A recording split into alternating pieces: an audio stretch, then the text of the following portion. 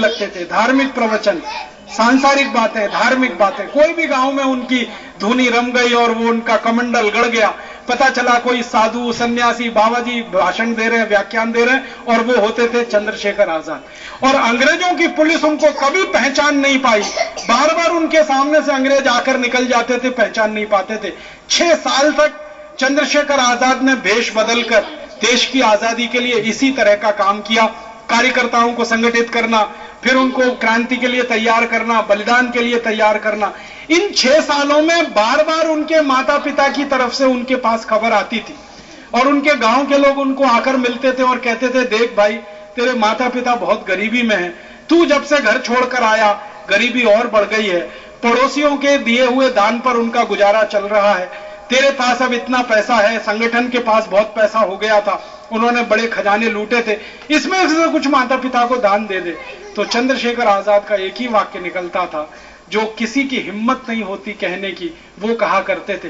वो कहते थे कि मेरे माता पिता वैसे ही हैं जैसे करोड़ों गरीब माता पिता हैं, अगर वो भूखे भी मरते हैं तो मुझे ये मंजूर है, बनिस्बत इसके कि देश के लिए खजाना जो मैंने इकट्ठा किया है उसमें से 1 पैसा भी मैं मेरे माता पिता पे खर्च करूं, इससे बेहतर है कि वो भूखे मर जाएं। और अगर उनके प्राण नहीं निकलते हैं तो वो अपने सहयोगियों को कहा करते थे कि मेरी रिवॉल्वर ले जाओ और इसमें से 2 गोलियां दोनों के सीने में उतार दो। हिंदुस्तान की आजादी की लड़ाई में ऐसा विलक्षण क्रांतिकारी कोई नहीं मिलता जो भारत माता की वेदी पर अपने माता पिता को भी बलिदान देने की तैयारी में हमेशा रहा। अपना बलिदान कर देना वो तो सहज है और स्वाभाविक है, बहुत आसान है, लेकिन अपने माता पिता को भी उसी बलिवेदी पर चढ़ा देना जिस पर बेटा चढ़ने को तैयार है, ये आसान काम नहीं है। इसके लिए हृदय को बड़ा मजबूत बनाना पड़ता है, पत्थर जैसा बनाना पड़ता है, वज्र जैसा बनाना पड़ता है। ऐसे अमर शहीद थे चंद्रशेखर आजाद। उन्होंने घोषणा की थी कि अंग्रेजों की सरकार मुझे कभी जिंदा या मुर्दा पकड़ नहीं पाएगी, और ये घोषणा को जीवन के आखिरी दिन तक निभाया। कई बार जिंदगी में 6 साल में कम से कम 12-13 बार ऐसा क्षण आया कि अंग्रेज सरकार अब पकड़ लेगी, तब पकड़ लेगी, अभी गिरफ्तार हो जाएंगे, तब गिरफ्तार हो जाएंगे। हर बार अपनी बुद्धि और चतुराई से वो निकल कर गए, अंग्रेज पुलिस उनको कभी ढूंढ नहीं पाई, पकड़ नहीं पाई। एक बार क्या हुआ, उनके ही एक दोस्त ने गद्दारी कर दी, उनके ही एक मित्र ने उनके साथ दगा कर दी। हमारे हिंदुस्तान का ये सबसे बड़ा अफसोस है, या हिंदुस्तान का सबसे बड़ा दुख है कि इस देश को विदेशियों ने कभी भी युद्ध में नहीं जीता। इस देश के गद्दारों ने इस देश को थाल में सजाकर विदेशियों के सामने पेश किया है। इसको कभी कोई विदेशी जीत नहीं पाया। अंग्रेज इस देश को कभी युद्ध में पराजित नहीं कर पाए। अंग्रेजों से पहले फ्रांसीसी कभी इस देश को युद्ध में पराजित नहीं कर पाए। लेकिन हर बार कुछ गद्दार ऐसे निकल आए इस देश में जिन्होंने पूरे देश की माता का, पूरे देश की अस्मिता का, पूरे देश के सम्मान का सौदा किया। ऐसा ही चंद्रशेखर आजाद के साथ हुआ। उनका इलाहाबाद का एक मित्र था, कटरा नाम का इलाहाबाद में एक मोहल्ला है, वहां रहा करता था। चंद्रशेखर आजाद अक्सर उनके घर जाके ठहरा करते थे। और 6 साल जब ये काकोरी कांड हो गया तो अंग्रेजों की सरकार ने बड़े बड़े पोस्टर उनके नाम से छपाकर उनके चित्र से लगवाए हुए थे।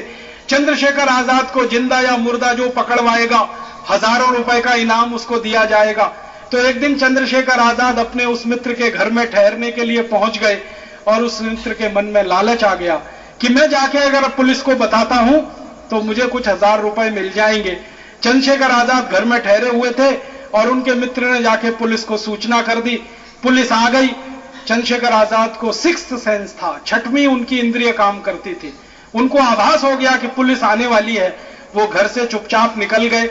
निकलते हुए वहां के नजदीक में एक बड़ा पार्क है जहां पर एक बड़ा पुस्तकालय है, वहां पहुंच गए और घने पेड़ों की आड़ में झुरमुट में बैठ गए। लेकिन पुलिस सूंघते सूंघते उनको वहां तक आ गई और पुलिस की 1-2 अधिकारियों की टुकड़ी नहीं थी, बहुत बड़ी प्लाटून लेके पुलिस वाले वहां पहुंचे। 80 पुलिस के अधिकारी जिनकी हैसियत इंस्पेक्टर, सब इंस्पेक्टर और फिर डिप्टी इंस्पेक्टर और फिर उसके बाद वो जो सर्किल ऑफिसर होता, उस रेंज के 80 अधिकारी और सैकड़ों पुलिसमैन, उन्होंने उस पार्क को चारों तरफ से घेर लिया। चंद्रशेखर आजाद अकेले थे, चारों तरफ से घिरे हुए थे। गोलियां चलना शुरू हो गई। उन्होंने भी अपनी रिवॉल्वर निकालकर गोलियां चलाना शुरू किया। 32 मिनट तक फायरिंग हुई। 80 पुलिस अधिकारियों से अकेले वो लोहा लेते रहे। 80 पुलिस अधिकारियों से अकेले लोहा लेते रहे। हर पुलिस अधिकारी घबराता था उनके नजदीक जाने में। क्यों? क्योंकि जो पुलिस अधिकारी उनसे काउंटर कर रहा था उसको मालूम था कि इस आदमी का निशाना बहुत अचूक है। वो अपने पड़ोसी एक कर्मचारी को, इसका पूरा वर्णन है, अंग्रेजों की एक डायरी है उसमें लिखा हुआ है। तो एक अंग्रेज पुलिस अधिकारी, उसका नाम है बाबर, वो अपने सहयोगी को कह रहा है नजदीक मत जाना, निशाना बहुत अचूक है, मारा जाएगा, तो दूर से ही फायरिंग करना। तो वो पड़ोसी कहता था तुमको कैसे मालूम इसका निशाना बहुत अचूक है? तो कहता है इसको मैंने देखा है गोली चलाते हुए।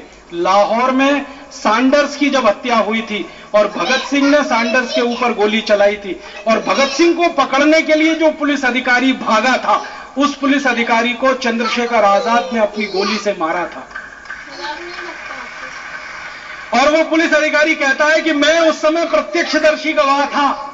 मैं उस टीम का एक कैंडिडेट था, एक मेंबर था, जिस टीम ने भगत सिंह को पकड़ने के लिए जाल बिछाया था। भगत सिंह को बचाने के लिए चंद्रशेखर आजाद ने गोलियां चलाई थी उस समय सैंडर्स का वध करते हुए। तो आपको सुन के हैरानी होगा, वो अंग्रेज अधिकारी कह रहा है 180 फीट की दूरी से इसकी गोली इतनी सटीक लगी थी कि भगत सिंह को पकड़ने वाले सारे अंग्रेज सिपाही वहीं ढह गए थे, वहीं मर गए थे। तो वो कह रहा है कि पास मत जाना, नजदीक मत जाना, निशाना बहुत अचूक है। तो वो कहता है फिर हम पकड़ेंगे कैसे? तो उन्होंने कहा बस एक ही रास्ता है इसको पकड़ने का, इसके पास गोलियां खत्म होने दो, इसको चलाने दो, गोलियां खत्म होने दो, तभी हम इसको पकड़ पाएंगे। और अंग्रेज इसी इंतजार में रहे। 32 मिनट तक फायरिंग चलती रही। 80 अंग्रेजों से घिरे हुए अकेले चंद्रशेखर फायरिंग करते रहे। जब उन्होंने देख लिया कि एक ही गोली बची है और अब अंग्रेजों के हाथों जिंदा पकड़े जाना मुझे मंजूर नहीं है, तो वो आखिरी गोली उन्होंने अपनी कनपटी पे चलाई और खुद को शहादत के रास्ते पे डाल दिया। ऐसे क्रांतिकारी चंद्रशेखर आजाद का आज जन्मदिन है। वो चंद्रशेखर आजाद का भी एक घोषणा पत्र कभी जारी हुआ था, 2-3 मिनट में कह के खत्म करता हूं। 1824 में उन्होंने जब ये हिंदुस्तानी सोशलिस्ट रिपब्लिकन एसोसिएशन बनाया, जिसके अध्यक्ष राम प्रसाद बिस्मिल जी थे और बाकी 14-15 दूसरे कार्यकर्ता थे, इन्होंने मिलकर एक घोषणा पत्र जारी किया था। आजादी चाहिए। तो क्यों चाहिए भारत की आजादी, और किस लिए चाहिए भारत की आजादी, और कैसी चाहिए भारत की आजादी? तो पहला बिंदु जो उन्होंने अपने घोषणा पत्र में कहा, हमें भारत की पूर्ण आजादी चाहिए, पूरी आजादी चाहिए। ये 1924 में वो कह रहे हैं। क्यों कह रहे हैं? 1924 में इस देश में एक पार्टी बनी थी, उसका नाम था स्वराज पार्टी। वो बनाई थी पंडित मोतीलाल नेहरू ने, उसके वो अध्यक्ष थे और उनके परिवार के बहुत सारे लोग उसके मेंबर थे। इस पार्टी का उद्देश्य क्या था? अंग्रेजों के साथ दोस्ती करना, वार्ता करना और उनकी सत्ता व्यवस्था में शामिल हो जाना। तो इनका यह अंग्रेजों से कहना था कि भाई हमको भी इसमें शामिल कर लो राज्य व्यवस्था में। तो स्वराज पार्टी में बहुत सारे लोग शामिल हो गए थे जो सत्ता व्यवस्था के लालची थे। उस समय चंद्रशेखर आजाद और उनके संगठन की घोषणा थी, रामप्रसाद बिस्मिल की घोषणा थी कि हमें अंग्रेजों के शासन व्यवस्था में हिस्सेदारी नहीं चाहिए, हमें संपूर्ण आजादी चाहिए। जब अंग्रेज सारे के सारे भारत को छोड़कर जाएं, उसके बाद हम तय करेंगे कौन शासन में बैठेगा, कौन नहीं बैठेगा। अंग्रेजों के रहते हुए उनकी शासन व्यवस्था में शामिल होकर हमें कोई जीवन बिताना मंजूर नहीं है, संपूर्ण आजादी चाहिए। फिर अंग्रेजी व्यवस्था नहीं चाहिए, अंग्रेजी कानून नहीं चाहिए, अंग्रेजी नीतियां नहीं चाहिए, अंग्रेजी नियम नहीं चाहिए, अंग्रेजों की प्रशासनिक व्यवस्था, सब कुछ हमें खत्म करना है, वो उनकी पूर्ण आजादी। दूसरा बिंदु था भारत से गरीबी की संपूर्ण समाप्ति। भारत में एक भी गरीब नहीं होना चाहिए। अब उस जमाने में लगभग 4 करोड़ गरीब लोग थे, जब आबादी 20-22 करोड़ के आसपास थी। तो उस जमाने में कहा गया कि संपूर्ण गरीबी की समाप्ति, एक भी गरीब नहीं होना चाहिए।